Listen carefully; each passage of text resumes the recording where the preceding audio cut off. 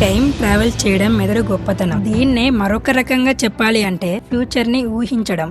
ఒక అమ్మాయిని చూసినప్పుడు ఫీలింగ్స్ ఎందుకు కలుగుతుంటాయి, బాధ, కోపం, ప్రేమ ఇవన్నీ ఎలా ఏర్పడతాయి, A+B² APPLE apple, BALL ball, CAT cat, DOG dog వంటి స్పెల్లింగ్స్ ఎందుకు మర్చిపోం, యాక్సిడెంట్ జరిగిన వ్యక్తి గతం మర్చిపోవడం, కొంత మెమొరీ డిలీట్ అవ్వడం ఎందుకు జరుగుతుంది. హ్యూమన్ ఇంటెలిజెన్స్ విచిత్రమైంది. జ్ఞాపకాలు, ఆలోచనలు, అంచనాలు, భయం, సంతోషం మొదలైన వాటన్నింటికి మెదడే సెంటర్ పాయింట్. బయట నుండి చూస్తే మెదడు ఒక మాంసం ముద్దే, కానీ దాని నిర్మాణం సంక్లిష్టమైంది.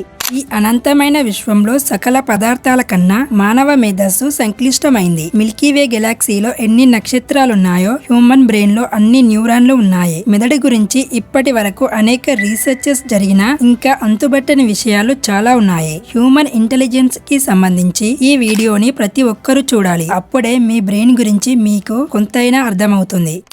మెదడులోని ప్రత్యేక కణాలైన న్యూరాన్లు ఉంటాయి. వీటి వెలుపలి పొరల్లో ఎలక్ట్రికల్ రెస్పాన్స్ ఉంటాయి. వీటి వల్ల మెదడులో రసాయన సంకేతాలు ప్రసారమవుతాయి. ఆకలేస్తుంది, ఇటువైపు తిరగాలి అన్నవన్నీ ఈ సంకేతాల ద్వారానే తెలుస్తాయి. కేంద్ర నాడి మండలం ఆర్ మెదడు వెన్నుపూసలో ఉండే ఇలాంటి ఎలక్ట్రికల్ రెస్పాన్స్ బయట లక్షణాలైన కలర్స్, ఫేస్ ఐడెంటిఫికేషన్ వంటివి గుర్తించడానికి ఉపయోగపడతాయి. జ్ఞాపకాలను స్టోర్ చేయడం, తోడు కోసం వెతకడం మొదలైనవన్నీ న్యూరాన్ల వల్ల కలిగే ఫీలింగ్స్. మెదడులో ఉండే సమాచారం ఒకే కణంలో కాకుండా అనేక కణాల సముదాయంలో స్టోర్ అయి ఉంటుంది. ఏ న్యూరాన్లు ఏ స్టోరేజ్ కి సంబంధించినవో చెప్పడం కష్టం. ఒక న్యూరాన్ కి ఎన్ని సంబంధాలు ఉంటాయో కూడా చెప్పడం కష్టమే. ఒక్కో న్యూరాన్ కు మరో 10,000 న్యూరాన్ల గురించి సమాచారం అందుతూ ఉంటుంది.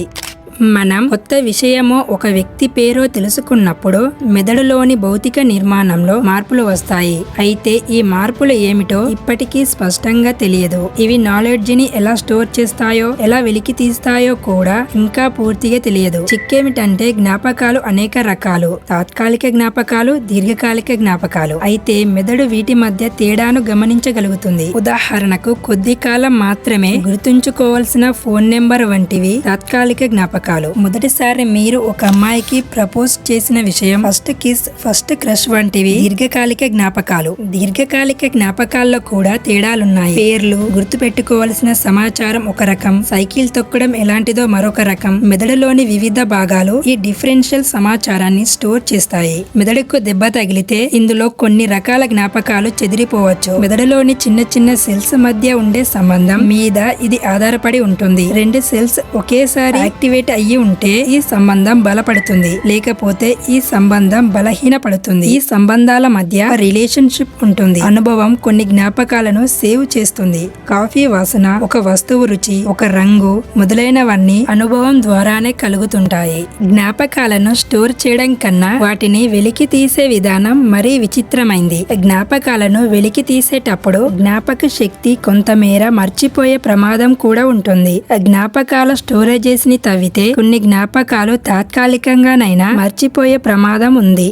మెదడులో జరిగే రియాక్షన్స్ ని రీసెర్చ్ సెంటర్స్ లో మెదడును పరిశోధించడానికి న్యూరో సైంటిస్టులు ప్రయత్నిస్తున్నారు. బ్రెయిన్ రెస్ట్ తీసుకుంటున్నప్పుడు కూడా కొంత పని చేస్తూ ఉంటుంది. ఇదే హ్యూమన్ బ్రెయిన్ యొక్క గొప్పతనం. మెదడు పరిమాణం శరీర పరిమాణంలో 2వ వంతే అయినా అది 20% ఆక్సిజన్ ని వాడుకుంటుంది. జ్ఞాపకాలు, ఫీలింగ్స్, ప్లాన్స్ మొదలైనవన్నీ మెదడు విశ్రాంతి తీసుకుంటున్నప్పుడు కూడా కొనసాగుతూనే ఉంటాయి. ఒక గోల్ ని సాధించడానికి మనిషి ప్రయత్నించినప్పుడు మెదడులోని కొన్ని పార్ట్స్ యొక్క యాక్టివిటీస్ స్లో అవుతాయి. అంటే హ్యూమన్ బ్రెయిన్ కంప్యూటర్ డిస్క్ ప్రోగ్రామెంటేషన్ వంటిది. అంటే అవసరం లేని ఇన్ఫర్మేషన్ కంప్యూటర్ విడిగా ఉంచుతుంది. ఒక నిర్దిష్ట అంశం మీద మెదడు దృష్టి కేంద్రీకరించినప్పుడు దానికి సంబంధం లేని అంశాలకు సంబంధించిన పనులను స్లో చేస్తుందన్నమాట.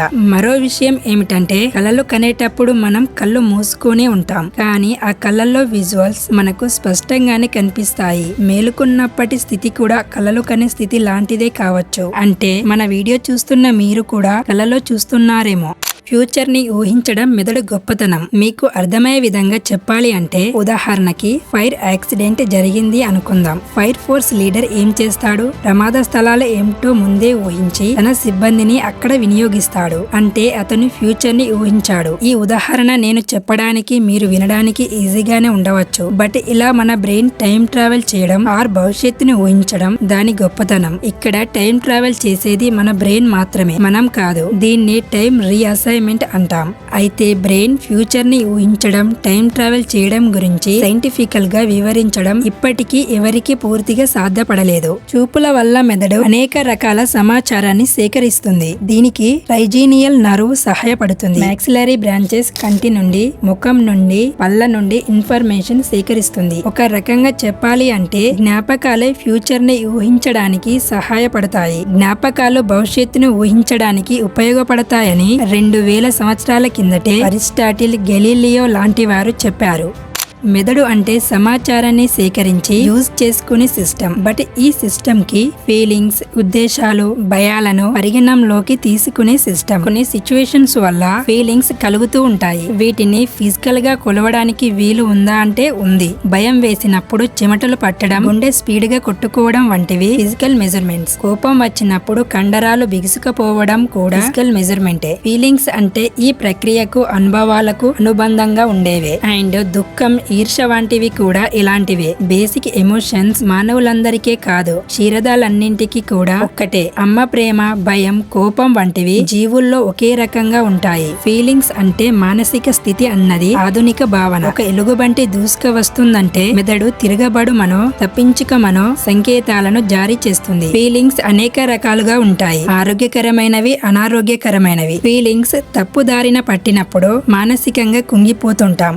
తెలివితేటలు అనేక రూపాల్లో ఉంటాయి. జ్ఞానాన్ని ఉపయోగించుకోవడానికి, కొత్త పరిస్థితులను ఊహించుకోవడానికి, అవసరమైన సమాచారాన్ని వినడానికి 100 కోట్ల న్యూరాన్లు కలిసికట్టుగా పనిచేస్తాయి. ఒక ప్రాబ్లం ఎదురైనప్పుడు మనకు హఠాత్తుగా పరిష్కారం కనబడుతుంది. తెలివైన వారి జ్ఞాపకాల బాక్సెస్ డిఫరెంట్ గా ఉంటాయా, లేదా సులువుగా తమ జ్ఞాపకాల బాక్సెస్ ను తెరవగలుగుతున్నారా? తెలివితేటలకు స్వల్పకాలిక జ్ఞాపక శక్తికి సంబంధం ఉందని కొన్ని రీసెర్చెస్ లో తెలిసింది. స్టోర్ అయిన సమాచారాన్ని వివరించడం, సమాంతరంగా అనేక అంశాలను ఆలోచించడం, భవిష్యత్తును గురించి పూర్తిగా ఆలోచించడం మొదలైన విషయాల మీద ఇంకా పరిశోధనలు జరుగుతున్నాయి. తెలివితేటలు మెదడులో ఒక నిర్దిష్ట ప్రాంతానికి సంబంధించినవి కావు, కానీ తెలివితేటలు హోమోసెఫియన్లకు ప్రత్యేక లక్షణాలు కలిగి ఉంటాయి.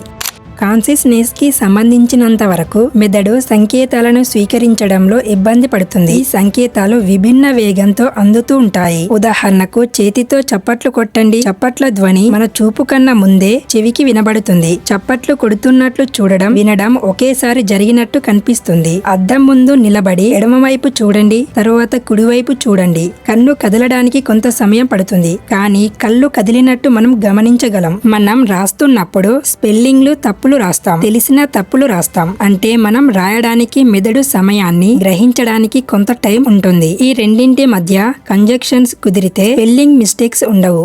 మన జీవితంలో 1/3 నిద్రకే సరిపోతుంది. అప్పుడే పుట్టిన పిల్లలు అంతకన్నా రెట్టింపు సమయం నిద్రపోతారు. ఒక రోజు కన్నా ఎక్కువగా పూర్తిగా మేల్కొని ఉండటం కష్టం. అసలు నిద్రపోకపోతే మెదడు పనిచెయ్యదు. 10 రోజుల పాటు నిద్ర లేకపోతే ఎలుకలు చనిపోతాయి. క్షీరదాలు, పాకే జంతువులు, పక్షులు కూడా నిద్రపోతాయి. డాల్ఫిన్ల మెదడులోని ఒక భాగం నిద్రపోతూనే ఉంటుంది. నిద్రకు చాలా ప్రాధాన్యం ఉంది. నిద్ర వల్ల శరీరంలో ఎనర్జీ స్టోర్ అవుతుంది. నిద్రపోతున్నప్పుడు మెదడు సమస్యలకు పరిష్కారం అండ్ ఎదురయ్యే సంఘటనలను ఎదుర్కోవడం వంటి వాటికి సిద్ధమవుతూ ఉంటుంది. నిద్ర వల్ల జ్ఞాపకాలను సేవ్ చేసుకోవడం, అవసరం లేని జ్ఞాపకాలను డిలీట్ చేయడం సాధ్యమవుతుంది.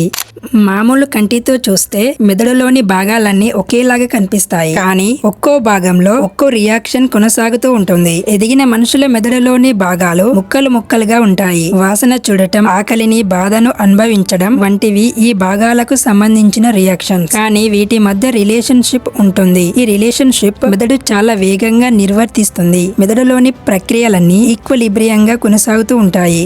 మొదటిసారి కిస్ పెట్టుకున్న సంఘటనను గుర్తుకు తెచ్చుకోండి. ఆ రోజు జరిగిన విషయం సెకండ్స్ లో మీ మెదడులో కనిపిస్తుంది. మరికొన్ని విషయాలు గుర్తుకు రానప్పుడు దానికి సంబంధించిన జ్ఞాపకం ఎక్కడున్నట్టు, అది మెదడులో ఎలా సేవ్ అయి ఉంటుంది. కాన్షియస్నెస్ అంటే ఏంటో ప్రజెంట్ ఉన్న టెక్నాలజీస్ తో ఇప్పటి వరకు పూర్తిగా సాధ్యపడలేదు. మెదడులోని చిన్న మార్పులు కూడా వ్యక్తిగత అనుభవాలను విపరీతంగా ప్రభావితం చేయవచ్చు. కాన్షియస్నెస్ సైంటిఫిక్ గా టెక్నికల్ గా రీసెర్చ్ చేయడం సాధ్యపడలేదు. ఒక కంటితో ఒక ఇంటిని, మరో కంటితో ఆవును చూశామనుకోండి, చూసింది రెండింటినేనైనా మొదట మెదడు సేవ్ చేసుకునేది అందులో ఏదో ఒకటే. కొన్ని సెకండ్స్ తర్వాత రెండో దాన్ని సేవ్ చేసుకుంటుంది. ఇదే కాన్షియస్నెస్. దీన్నే చైతన్యం అంటాం.